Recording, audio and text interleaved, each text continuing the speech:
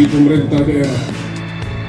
Wartawan merupakan mitra untuk memberi sekaligus mempromosikan segenap potensi dan capaian daerah, membuat data lebih gayo akan semakin dikenal baik secara regional, nasional hingga ke mancanegara.